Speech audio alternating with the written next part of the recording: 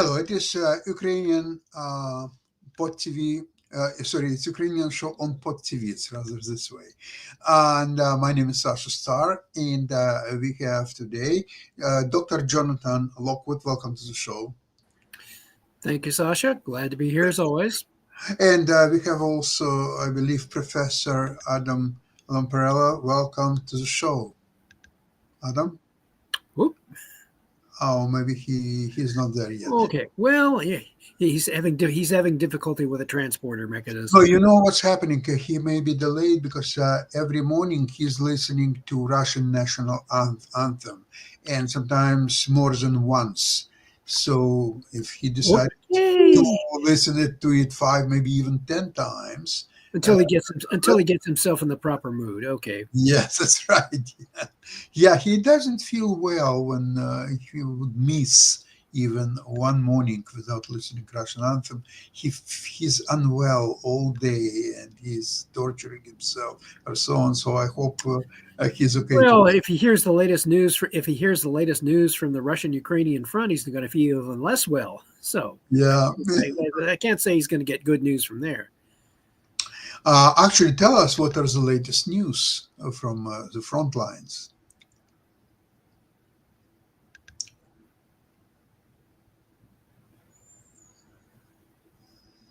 Jonathan? Yes. Yeah, I wanted to hear from you if you're aware of the latest news from the front lines on Russian-Ukrainian front. Okay, let's have it. No, I'm not. Okay.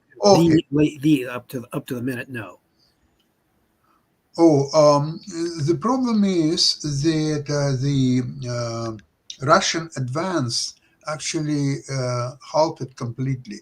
They cannot, before they would advance 50, maybe 100 meters a day by losing a couple of thousand people.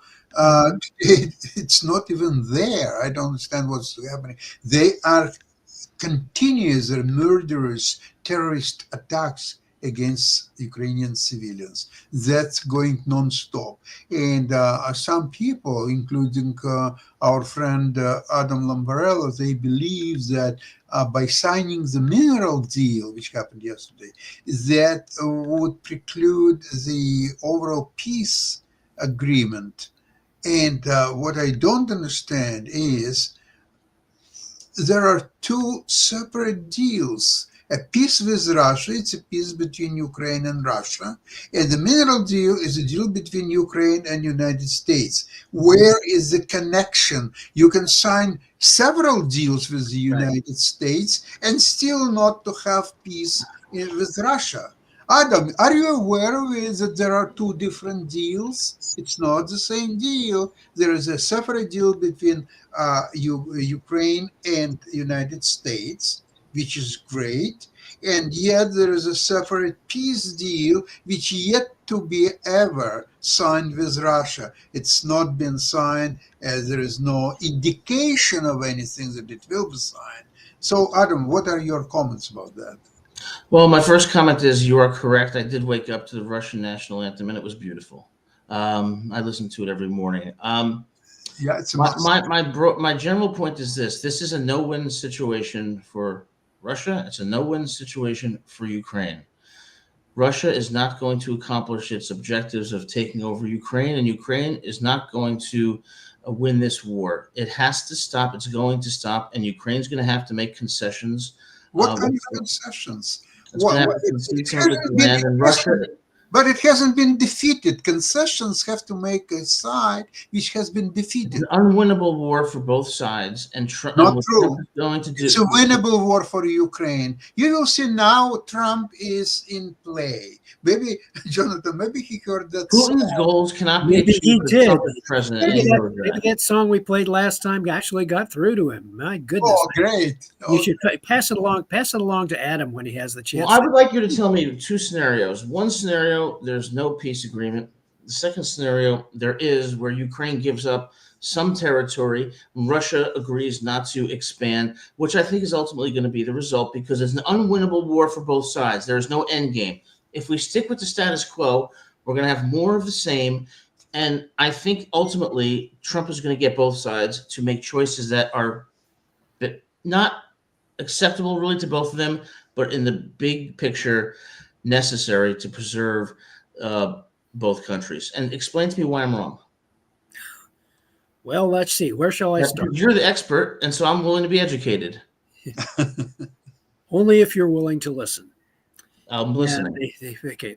First off, the reason that a peace agreement between Russia and Ukraine is not at all likely is that both sides have politically irreconcilable objectives.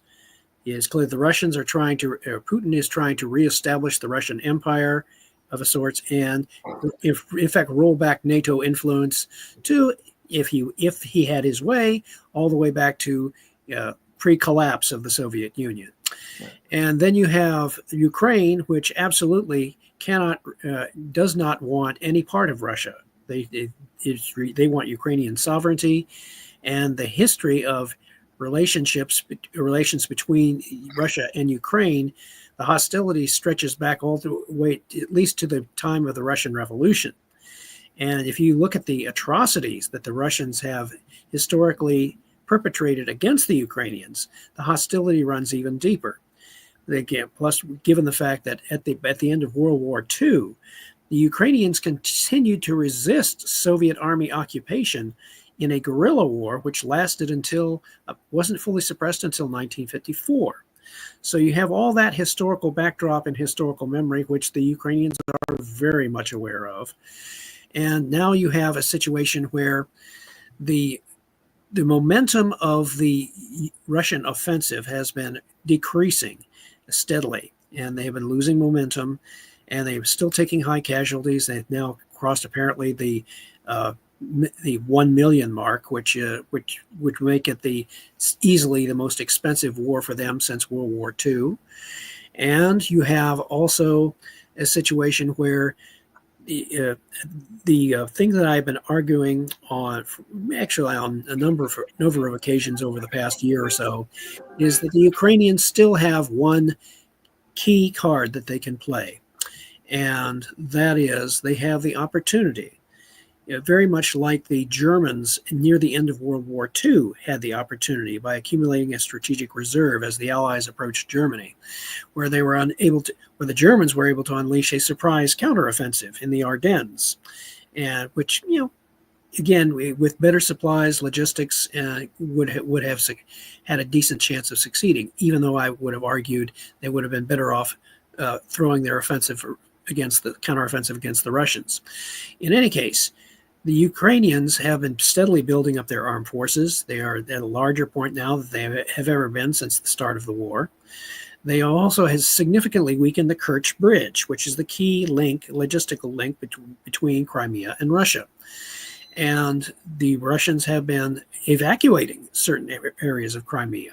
In anticipation, they apparently fear that there might be an offensive strike, which would, in my opinion, the goal for Ukraine in a surprise counteroffensive would be to isolate the Crimea from logistical and manpower reinforcement from Russia. Once that it is isolated, then Ukraine would be able to, with its strategic reserve, whatever strategic reserves that it has been able to mobilize up to this point, which, by the way, they would keep very close to the vest. They would not advertise their existence to the outside world. They would keep that, just like in stud poker, keep that whole card concealed until the moment that you need to play it. So at this point, they would unleash that surprise counteroffensive with the goal of isolating Crimea, forcing the Russian occupiers to surrender, and then the strategic reserves would be committed to retake the Crimea. That is what I've been contending. Contrary to most Western analysts, I am one of the very few who even advocates or thinks that is possible. But if they execute that counteroffensive and retake the Crimea, then that would be an operational defeat for the Russian army and for Russia as a whole that they could not explain away. They would not be able to say, "Oh, we meant to do that." It would be an operational defeat that would put Ukraine in a much stronger position, if not to win the war outright, certainly put them in a much stronger position to negotiate an armistice, which is what I would contend is the most likely outcome at this point. An armistice, the best possible case for Ukraine at this point is an armistice, not a peace, because any peace which rewards Russia in any way for having started the war is not a peace treaty. That is appeasement, not peace. I would like to remind. Go ahead. Yeah, go ahead. Go ahead. You carry the ball for a while there. I got to recharge with coffee. Oh, Well, I have a question. Sure, go ahead. Since you're the expert, I'm obviously not. The way that I see the situation as a non-expert is that from Russia. You don't need to repeat it. Yeah, Sasha and I both know you're not an expert. Okay, just roll with it. I recommend you cast yourself in the role of an interested layperson. That's right. If you don't set yourself up. Oh, I'm not an expert. Yes, well, yeah, we can all see that.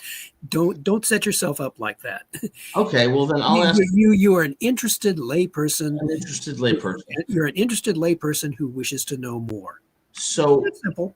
In my view, from Russia's perspective, Mhm. they cannot achieve their objectives. There is no possible way that they are going to be able to rebuild the empire that Putin wants. In fact, as you stated, there's a chance that they could suffer significant losses. From Ukraine's perspective, I don't believe that Ukraine can win this war or even make the progress that you're claiming it can. So I believe that from both sides' perspective, there is no incentive whatsoever to continue because it's going to lead to a protracted stalemate with neither party achieving any objectives. So therefore, there has to be some peace agreement. And what does that look like? Well, that's the challenge. But tell me why I'm wrong in what I'm assuming. I'll tell you, Adam. Okay. Yeah, your turn with the ball, Sasha. Thanks. In a sec. Where you're wrong is, number one, that you're listening every morning to the Russian anthem. That already makes you somewhat unusual. I do not share the same antipathy towards Russia that you two do, and I think it's much more morally and historically complex. Okay. Every day, country anthem of which you are listening to every day is killing innocent civilians, including children and women. Yes, the U.S. has a terrorist attacks, nothing else.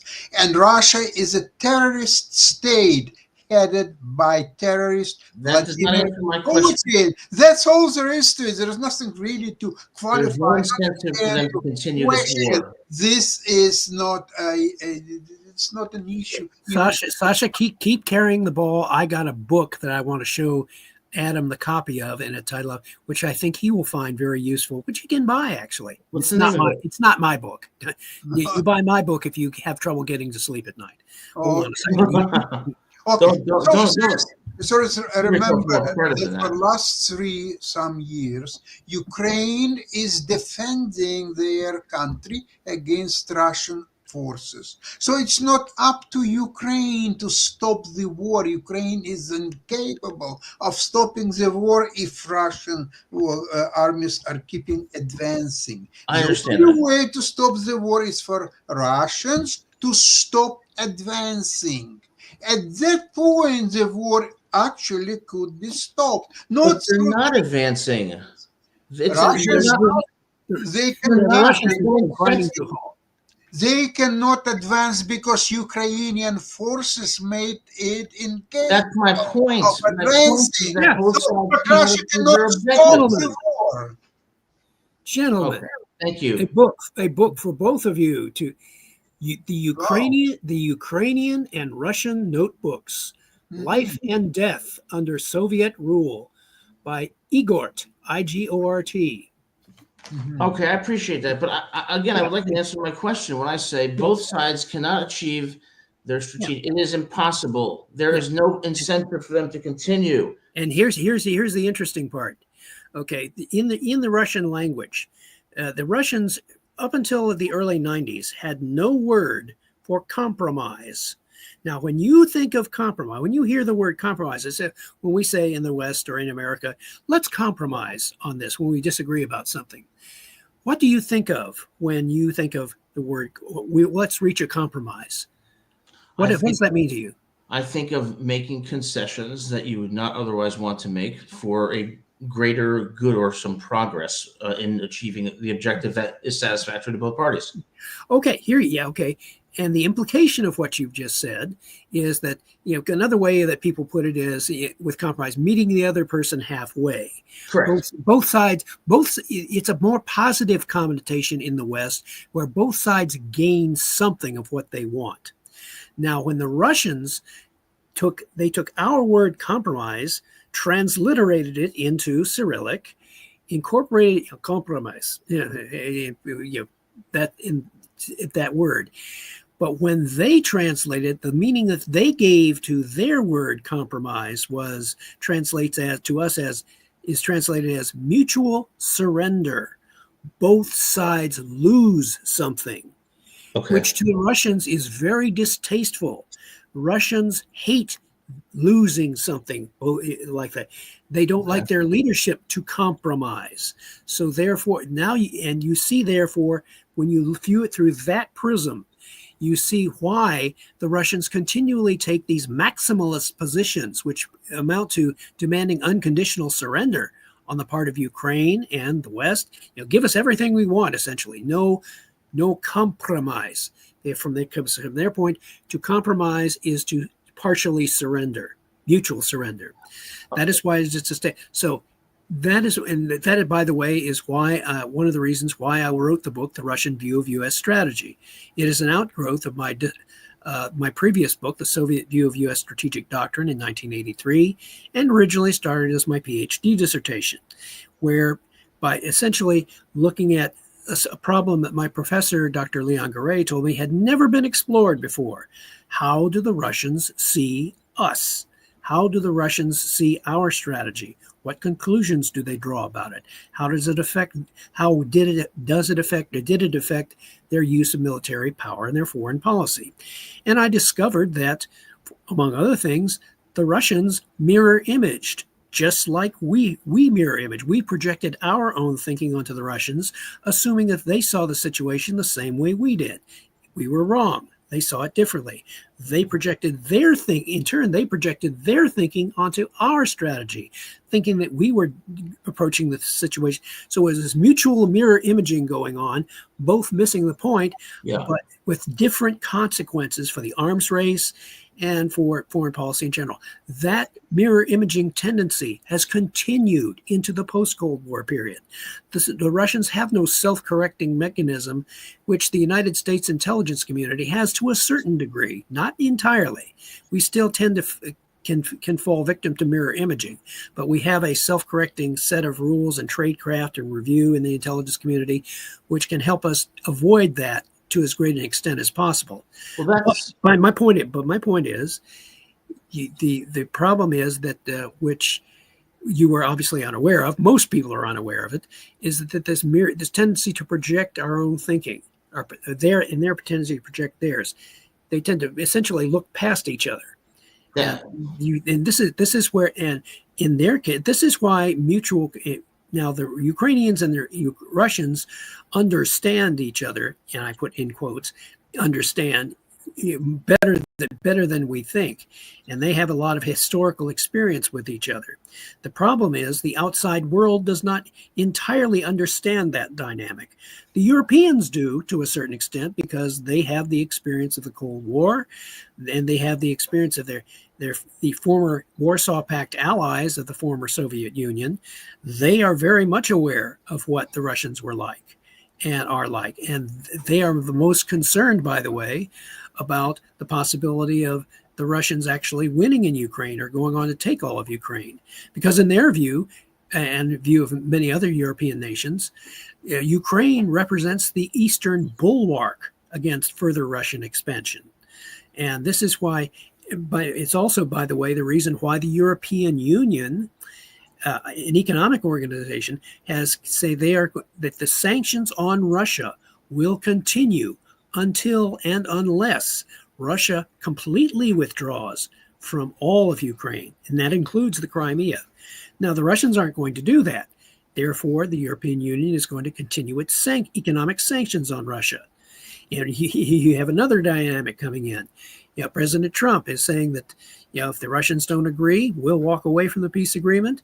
And he's also talking about imposing economic sanctions of his own, tariffs, who knows what.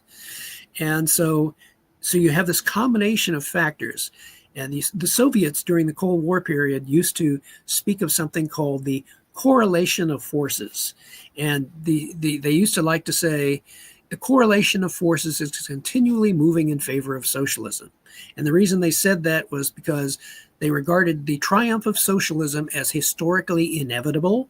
It's going to happen. Therefore, because we are currently not yet in favor of reaching the triumph of socialism, therefore, by definition, the correlation of forces is continually moving in favor of socialism. Now, I would say during the Russian-Ukrainian war, the correlation of forces is moving continually in favor of Ukraine, because, as Clausewitz said, in the offense, when the attacker undertakes an offensive, eventually the attacker reaches what Clausewitz called the culminating point, the point at which they have exhausted their offense. The attacker has exhausted his offensive potential. He can no longer advance, and the opportunity then arises for the defender to undertake a counterattack, which reverses the situation. That's how, at least it works out in Clausewitzian theory. So we are seeing this playing out, this Clausewitzian model playing out in the Russian-Ukrainian war. The Russians are exhausting their potential. They are unwilling to compromise. They are unwilling to mutually surrender. Well, okay, so then I have this question for you. You may have peace by exhaustion, is what I'm saying. That's what I'm kind of getting at. Like, I'm coming at this from basically a universal principle that I'm assuming that no rational human being, no rational person is going to act in a way that is antithetical to their self-interest or destructive to them. And I believe that principle applies to both countries. Russia is risking, Russia is not going to achieve its objectives, and it's risking suffering severe losses. Ukraine is not going to achieve its objective of winning the war. So for both parties, doesn't it seem like the rational decision is coming some compromise? And Adam, guess what you're doing? The same thing that you're applying the rational actor model. You are assuming that Ukraine and Russia are going to apply a Western rational actor. That's correct. To their thinking. You are in effect mirror imaging. That's why that you are mirror imaging. They are not rational actors in the sense that we understand them. There is a very visceral and emotional and nationalistic element to this, which throws all rational act. Yeah, the Ukrainians and Russians are not. They're not like they're playing a game of Risk. It's not like they're not saying, "Okay, I've taken enough losses. Time to call it a day. Let's stop rolling the dice and let's go have a beer." That's where I'm going wrong. Yeah, I think you're both going wrong, assuming that all right, let's get this food fight going. All right. Okay. You are assuming that there is a possible truce, possible ceasefire or peace, or you can call it any other name, and both sides are stubbornly resisting it. But this is not true. Jonathan, Ukraine is not in control of a peace while being relentlessly attacked by Russians every day. It's only one-sided affair to have a ceasefire in Ukraine. It's a Russian side, period, full stop. Ukraine has nothing to do with that, because all have to do is to defend their country against Russian attacks. And as long as there are Russian attacks, Ukraine can do nothing to achieve peace. What are you hell talking about? Well, I agree with you from a moral perspective, but Jonathan, you've kind of enlightened me about the way that they think, which I didn't know. And I was using assumptions of rationality and self-interest that you've explained to me are not really applicable in the situation. So now that I know that, it does change the way that I think of it. Well, and I would say with Sasha that as I've contended on previous programs, that Ukraine still has that opportunity, which most people tend to discount, the opportunity for a decisive counteroffensive at a moment of its choosing. Yeah. That is their opportunity, Sasha. That is Okay, that's the piece that they can. That's the piece of the game that they can. That's still in their control. Okay. No one else expects. Jonathan, so let's carefully analyze what you just said. In order to achieve peace, Ukraine must attack. But isn't peace isn't some type of peace agreement a certainty? There is no peace agreement. Please, Adam, stop talking nonsense. There is no peace agreement. There is nothing. This can't go on forever, Sasha. There's going to be an end. There is a big fat zero. There is no peace agreement. Right, but what I'm saying is that aren't they at a point of exhaustion, like Jonathan was talking about? If Russia is being exhausted, pull out, stop the terrorist attacks against Ukraine. If you're exhausted, if you are not exhausted, you're going to be beaten on the front lines. There is no peace agreement of any kind right now to speak of. Well, if Russia's going to be that stupid, then I guess my entire assumptions were wrong. Look, Russia has been stupid in the past. So I mean, well, you made a great point about missing each other, like the U.S. I get what you're saying. They're passing each other by because they don't understand how each other thinks, or we don't understand how they think. Is that correct? Well, for the most part, again, I'm one of the few that actually seriously analyze the Russian perception of our strategy and how they think. And there are many people in the West, although they get the idea that they obviously don't. We are not seeing eye to eye, but they don't understand the reasons behind that. And so that's where the difficulty comes in. But understanding each other does not mean that you're going to have peace. Yeah, you can understand each other and understand that this is going to be a long and brutal conflict. Jonathan, there is something. All right, that makes sense. Thank you. There is something else in play which affects Russia's ability to agree to a peace.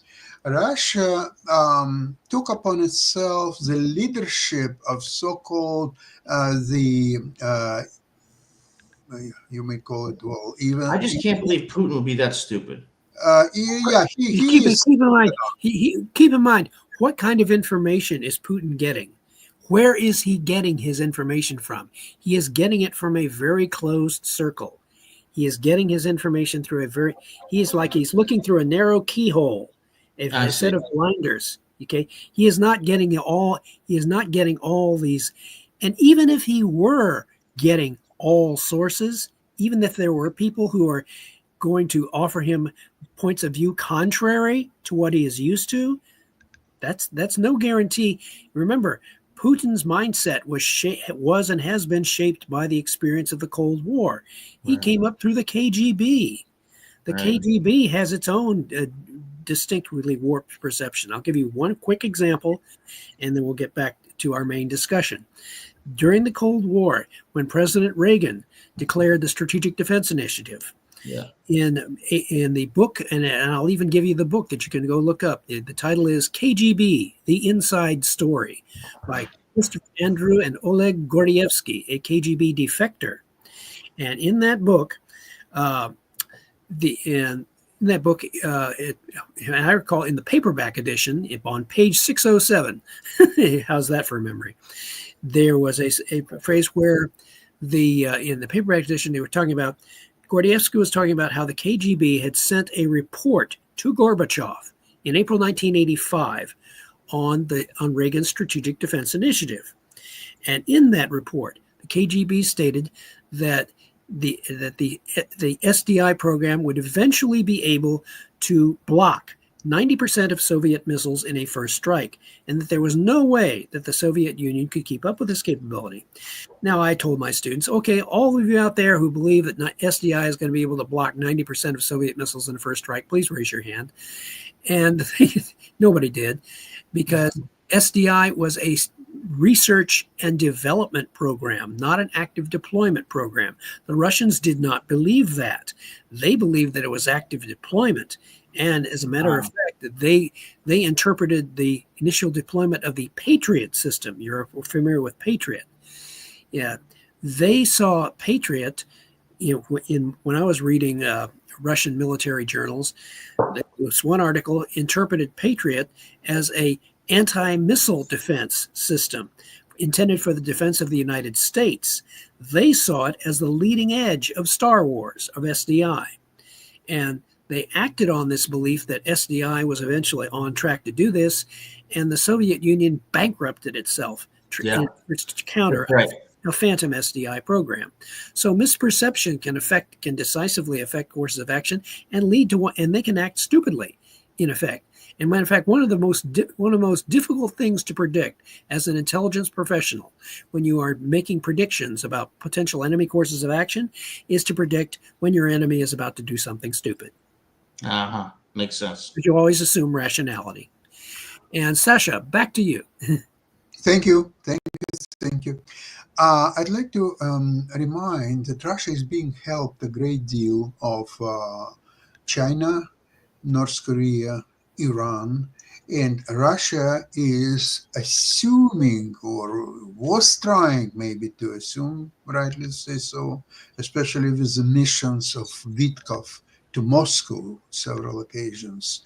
So Russia was trying to assume a leadership of this group of countries which are all enemies of United States, all enemies of democracy in our Western understanding, because there are some people who are saying that the Chinese model, it's a real democracy. It's where united the individuals and state, they're in harmony, and this is a perfect model for the future. Maybe Chinese future. I don't think Western future would be happy with this model, although I could be wrong. So how does futility interact with Hold on, Adam, please. Hold on. Get this. Prepare your question. So what's Putin now is being torn apart by continuing that his role of leadership, which it's not clear that China would agree to his leadership of any kind, but at least that's what he's trying to assume. And he's all kind of carrots that Vitkov threw at him for exploration of the Arctic and going some joint venture with Gazprom and all other wonderful things. So Putin is he was already treated as a traitor by China and North Korea. They're very hostile to his overtures with United States and so on. So he is now, I'm afraid, he will lose the war with Ukraine, and he will lose his leadership position in this so-called American front. Adam, back to you. Is compromise considered more negative than losing? Putin has to understand he will not achieve what he intended to achieve. It is futile. He is not compelled to understand anything. He is going to interpret events through his own intellectual prism, through the prism that he has been used to, that he has grown up with, that he's made his career with, and one writer has said, no man entirely escapes the assumptions of his age. None of us entirely are able to place ourselves outside of the prism of our own upbringing and our own environment. Well, you know what this tells me? How sad this really is. Oh yeah, well, it shows me that stupidity is at the root of the loss of millions of lives. Go read The Lord of the Rings. All I'd say is go read The Lord of the Rings. Tolkien asserted, because it's Christian mythology, but what Tolkien alone among the writers of his period, along with C.S. Lewis, asserted that we are all caught up in a lifelong struggle between good and evil, and the struggle between good and evil cannot be won during our lifetime or in this world.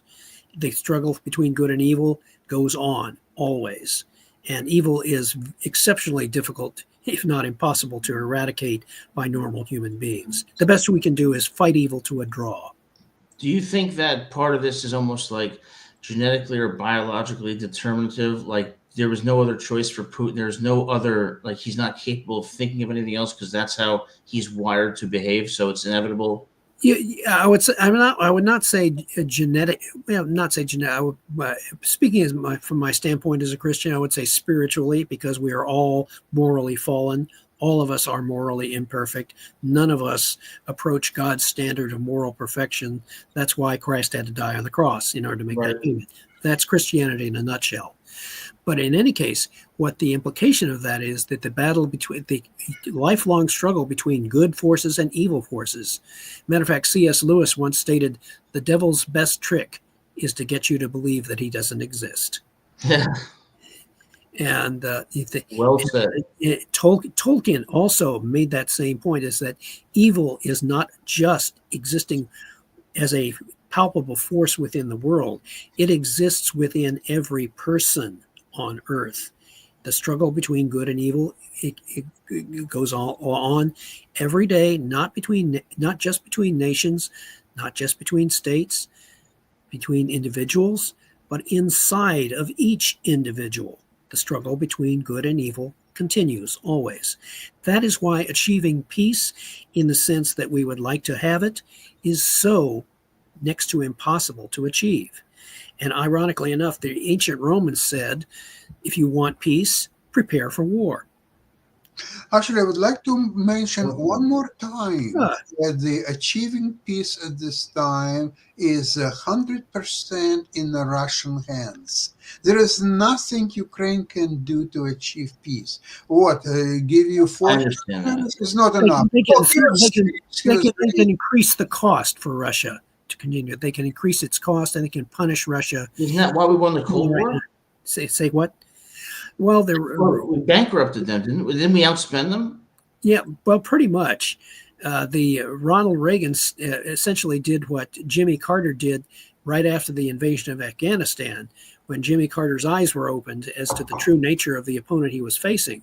And among doing other things besides the boycotting the Olympics, the grain embargo, he began the defense buildup, which all Ronald Reagan had to do when he came into office was step on the accelerator and increase the defense spending.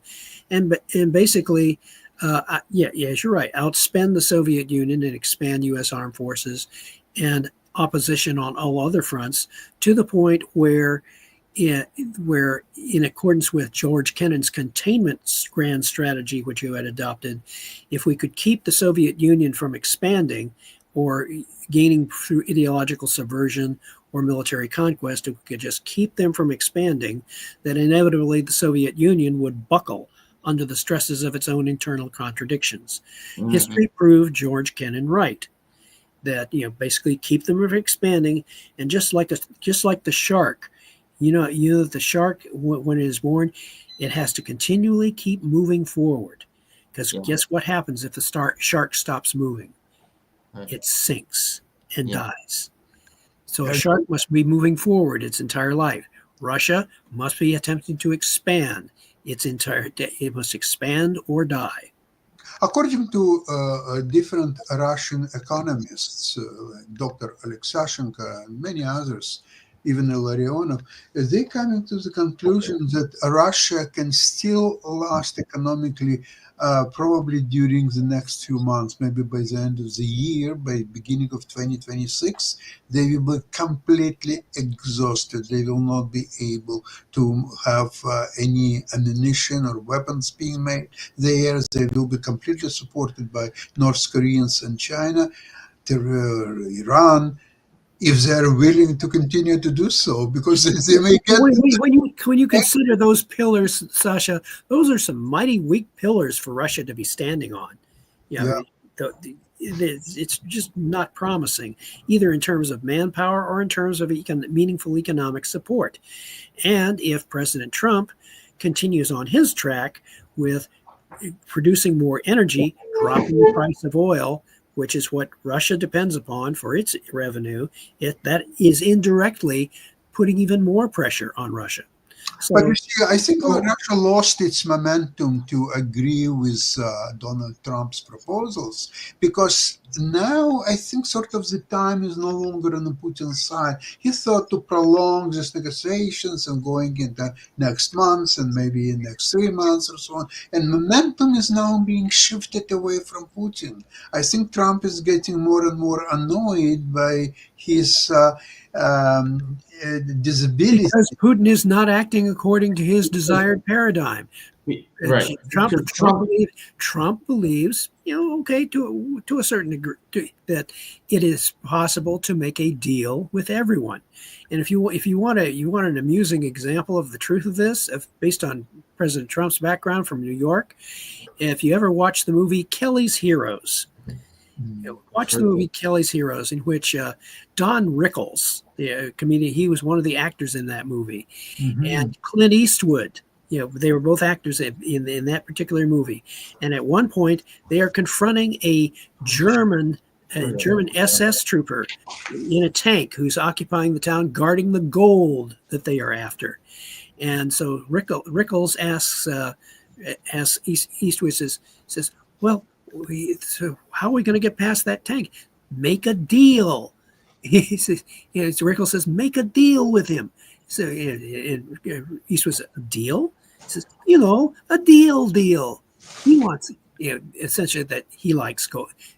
Once they told him that there was a lot of gold in that tank, then the German was willing to turn around and blow a hole in the door. So, it's funny because I'll give you a short example of how I used to view the situation. In academia, for example, let's assume that I have a student who has engaged in very serious misconduct and a pattern of disrespect towards other students and myself. But someone in the administration says, listen, this student, their parents are donors to the university, so you're going to overlook this and you're going to give the student an A. And what do? Well, I give the student an A. You want to know why? Because all the principles I have, all the morals I have, if I followed them, I would be terminated. So my point is, I'm doing something that I absolutely hate, that makes me sick, but that is in my self and self-preservative instincts. Does Russia not understand that? Yeah, go ahead. I've been a college professor myself, both online as well as for the Joint Military Intelligence College, now the National Intelligence University.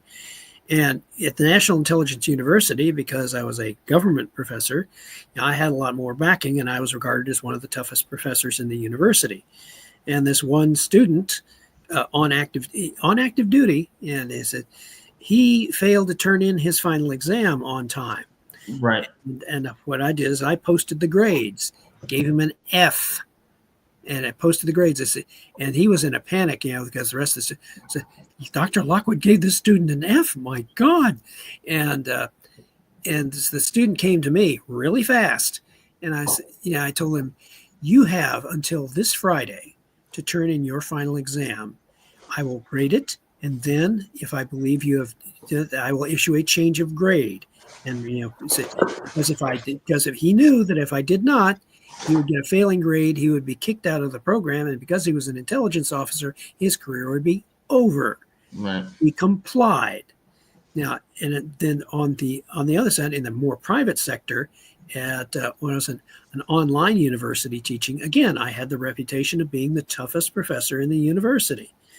And what I use the grading system as you have to maintain a B average, right, in order to graduate. A's I did not give very many of at all. Just so that you get an A in my class, you earned it. I used, because occasionally I would give a student a B minus, which is below what they are supposed to be earning. It's a warning. It says, I'm passing you just barely, but watch it. And you could get no more than 2 C's in the program and still graduate. But you had to be able to make up those C's by getting A's in 2 other courses in order to bring yourself up to the required B average. Mm-hmm. So I use the grading system, as the carrot and stick. Yeah. So there are ways to do it. There are ways to enforce discipline and ways to show. And the students got the message. And so therefore they would put out their best effort. And basically, if you get an A from me, cherish it. You earned it. Okay. And so there are you have to be able to understand the nature of the system in which you are operating. Now, in that particular system, where I would be so vulnerable to, rich students with rich parents, no. I would never I would never put myself in that kind of a moral dilemma to start with. That's a good point. So, but I understand the moral dilemmas that can arise. Yeah. Now, in any case, back to our original focus. Where were we, Sasha? Ukraine. Yeah, there we go. Well, I would love to keep talking, but I actually have a meeting with a student about her final exam. Okay. Good luck. Oh, about her final exam. Okay, very good. Well, eventually, I'm going to take my wife out to dinner. This has been a great discussion, though, very enlightening, and I really appreciate you guys taking the time to. Thank you so much, and we'll have next discussion next week, Adam. Hopefully, you will join. Please get a little bit more experience and knowledge in the material, and collect some useful questions, and we will be glad to answer, or maybe you will answer. That's one suggested reading. Yeah. Like I say, will our next show, so I can have more of a knowledge base. Usually, we'll have a lot of fun, and hopefully, we'll have more great news. So far, I'm prepared to great news about Ukraine. Yesterday was a great act of signing that deal. Mind you, Jonathan, you remember how much I was against it, but now it's been changed considerably. There was they are learning things. The Ukrainians are learning the art of the deal. Okay, art of the deal. We'll see you soon. Thank you so much. We'll see you next week. Thanks, Jonathan. Bye bye, everybody. Glory to America. Bye bye.